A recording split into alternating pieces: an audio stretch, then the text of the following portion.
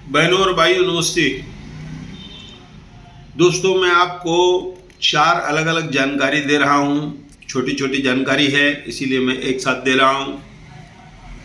सबसे पहले, कल नरेश रामानी जी ने एक नया खुलासा किया जो काफ़ी गंभीर है, बड़े पैमाने पर भ्रष्टाचार है।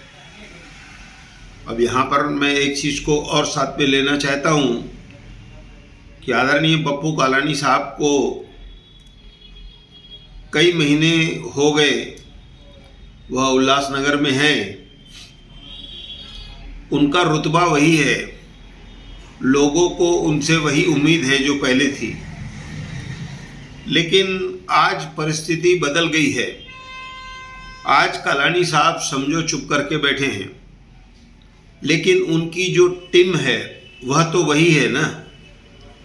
उनको कार्य करना चाहिए, देखना चाहिए हो क्या रहा है इस शहर में, उन सब चीज़ों को रुकावट करनी चाहिए, जो काम नहीं हो रहे वो करवाने चाहिए। आज लोग दर दर भटक रहे हैं अपने छोटे मोटे कामों के लिए। सबसे पहले मैं नरेश रामानी जी की बात का समर्थन करूंगा। उन्होंने कहा कि 5 करोड़ रुपए का ठेका निकाला जा रहा है 13 किलोमीटर के लिए 5 साल के लिए, और 1,39,000 रुपये रोज होता है 13 किलोमीटर के लिए। जहाँ कहीं भी पानी की लाइन लीकेज होगी वह उनको बनानी है। दोस्तों, क्या 1,39,000 रुपये रोज खर्चा हो जाएगा? यह एक बड़ा मुद्दा है, भ्रष्टाचार का मुद्दा है। ऐसे कई मुद्दे हैं। उन्होंने एक रहस्यमयी बात और बताई कि जो वहाँ के अधिकारी हैं पानी विभाग के, जिनको जिनको अपना क्षेत्र दिया गया है, पहले उन्हें पॉकेट मनी 10,000 रुपये हर महीने दिया जाता था कि जहाँ कहीं भी लीकेज हो आप उसको बनाएं, लेकिन तब भी कुछ नहीं बनता था। यह 10,000 रुपये उनका कहना था, यह वह अपना निजी समझते थे और वह 10,000 रुपये चले जाता था। उसके बाद आज सुबह सुबह मुझे गणेश चौगले जी ने फ़ोन किया, जो गायकवाड़ पाड़ा में रहते हैं। उन्होंने कहा मेरे साथ आप आइए।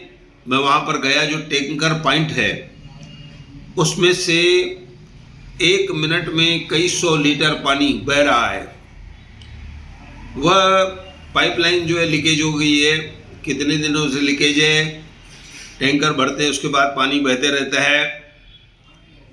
महानगर पालिका को, पानी विभाग को इस तरफ ध्यान देना चाहिए और वह बंद करवाना चाहिए, नहीं तो पानी बर्बाद हो रहा है। जैसे कि हमारे नरेंद्र कुमारी ठाकुर साहब ने कहा, कहीं कहीं पानी बर्बाद हो रहा है, कहीं पर पानी नहीं है और वे भूख हड़ताल करेंगे। दोस्तों, सभागृह नेता थे नरेंद्र कुमारी ठाकुर जी और काफ़ी अच्छे इंसान हैं। अब मैंने पहले भी पढ़ा कि अगर किशोर बनवारी को हड़ताल करनी पड़े, अब अगर नरेंद्र ठाकुर जी को हड़ताल करनी पड़े, तो इस शहर में बचता क्या है? तो आखिर इन लोगों को भी ज्ञात हो रहा है कि आज 1 साल से वह पद पर नहीं है, तो शहर की हालत क्या हो गई है। अब मैं तीसरी बात लेता हूं कि जैसे किशोर बनवारी जी ने कहा था कि गड्ढे नहीं भरेंगे तो वह आंदोलन करेंगे।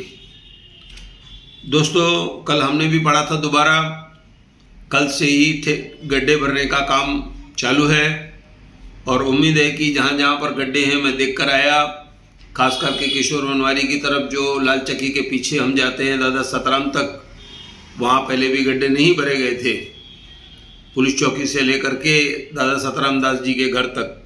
अब वह गड्ढे भरे जा रहे हैं, कहाँ तक भरे जाएंगे यह समय बताएगा।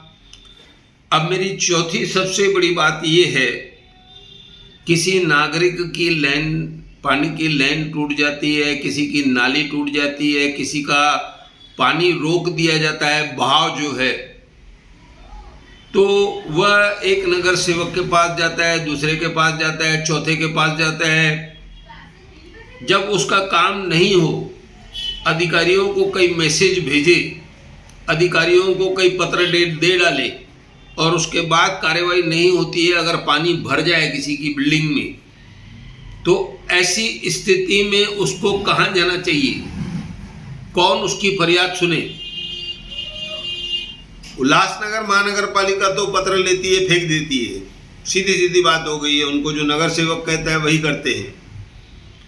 आप लोग इन सब चीज़ों से वाकिफ होंगे जब आपका काम पड़ता होगा, किस तरह से हमको नगर सेवकों के पास धक्के खाने पड़ते हैं। दोस्तों, ये सभी के लिए, चाहे हम पत्रकार हैं, फरियाद किसी की नहीं सुनी जाती है, सिर्फ उस जो एप्लीकेशन आती है उसको रद्दी में फेंक दिया जाता है, उसको गंभीरता से नहीं लिया जाता है। ऐसे कई स्थानों पर ऐसी नालियाँ मुझे दिखाई गई, खुद हमारे साथ ऐसा हुआ है, हमने कई पत्र दिए हैं, कोई सुनवाई नहीं है। बड़े बड़े मच्छर वहाँ पर हो गए हैं जिससे डेंगू मलेरिया फैलेगा। तो आखिर जो इतने सारे अधिकारी हैं तो वो किस काम के हैं और वो क्या करते हैं? तो मैं एक बार फिर से लोगों की जो उम्मीद पप्पू कालानी से है, वह उनकी टीम कार्य करे, लोगों से मिले और उनको बचाव दे, क्योंकि मैंने पप्पू कालानी की तरह उनकी टीम को सक्रिय होते हुए नहीं देखा है। और जब तक वो सक्रिय नहीं होंगे दोस्तों, तब तक इस शहर का भला नहीं होगा। बाकी नेताओं को तो लोग यहाँ पर आजमा चुके हैं। ऐसा कहकर मैं धन्यवाद कहता हूँ।